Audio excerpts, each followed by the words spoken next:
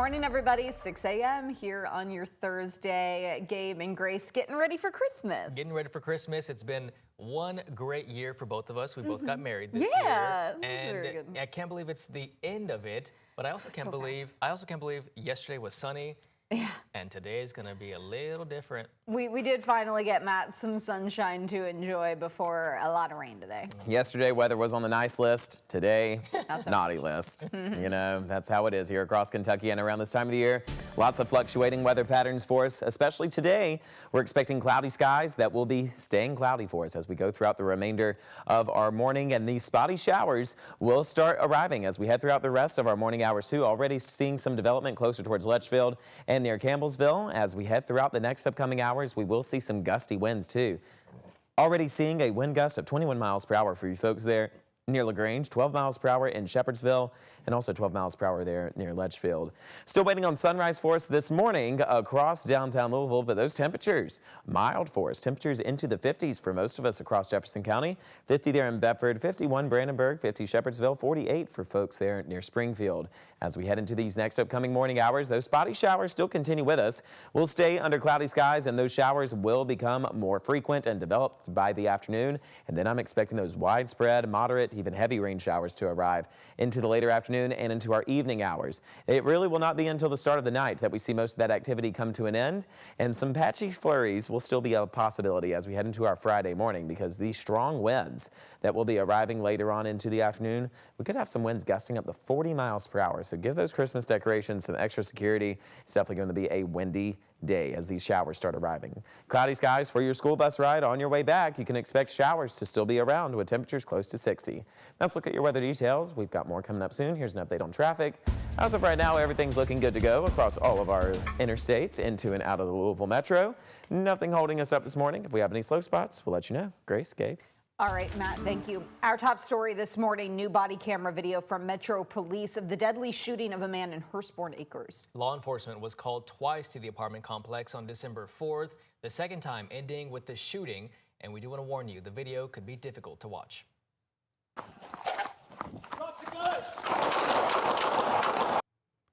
Now, we froze the video here as officers Austin Taylor and Michael Crow shot Casey Barnes. Metro Police were called to the Taylor at 502 apartment complex off Taylorsville Road after a report of a man who pointed a gun at a woman and took her dog.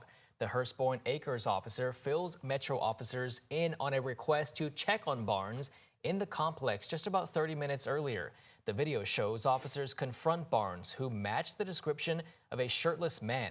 LMPD says Barnes was pointing a gun at officers, which they told him to drop. He did not, and he was shot. Officers gave aid, but Barnes died. As soon as they go to look for this gentleman, he points a firearm in the direction. They respond quickly, decisively, and appropriately. And it's important to point out that they didn't get the opportunity to choose a time, distance, and manner that this took place. That was dictated by the suspect's actions. Police said Barnes did not fire his gun. Officers Michael Crow and Austin Taylor are on administrative leave. LMPD says both officers will receive a psychological assessment and any additional training needed before returning to work. This morning, a third person has been taken into custody in connection to the deadly shooting of a Metro Corrections officer 10 months after his death. Metro Police told us just in the last 12 hours that they arrested 40-year-old Brian Ramsey. He's charged with complicity to murder and robbery in the first degree in the death of Michael Wetta Sr. The shooting happened in February near South 27th Street and Cedar Street. 44-year-old Wetta Sr. was new to Metro Corrections, graduating from the Training Academy in November of 2024. He went to U of L and became a citizen in 2022 after immigrating from Liberia. Two other people already face charges in connection to his death. 35-year-old Christy Brumley is charged with complicity to murder and tampering with physical evidence. 36-year-old Anthony Tribune Sr. is charged with Wetta Sr.'s murder. A missing persons case, which remained open for more than 40 years with ties to Louisville, is now solved. Back in 1983, Deborah Newton took her then 3-year-old daughter Michelle Newton to Georgia for a new job, but Newton cut off communications from Michelle's father, and the mother and daughter seemingly disappeared. With all the information that we do have, you have a warrant for your arrest.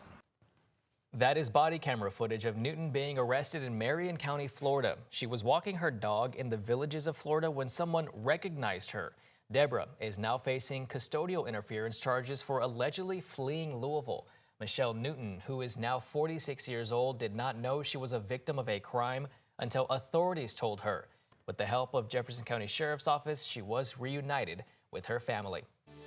A crash that led to a massive backup on the Waterson Expressway and injured multiple people is clear this morning.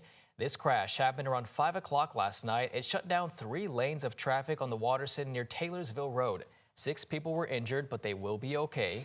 The lanes were shut down for almost 2 hours, causing, of course, heavy traffic during rush hour. And just before 7 o'clock, traffic began to clear up as this morning. That stretch is also clear. Now, they were stuck in traffic for over an hour because of that crash. Changes could be coming to a Kentucky law banning teachers from texting or using social media to communicate with students. The goal of the recently passed law is to keep kids safe from sexual abuse. This is Kentucky's first school year under the measure, which limits electronic communication between staff and students to approved traceable platforms like district email. But some teachers have pointed to gray areas like communication with family members who happen to be students in their school district. One PRP high school teacher told us she's had to completely abandon her old way of communicating with her students to avoid punishment.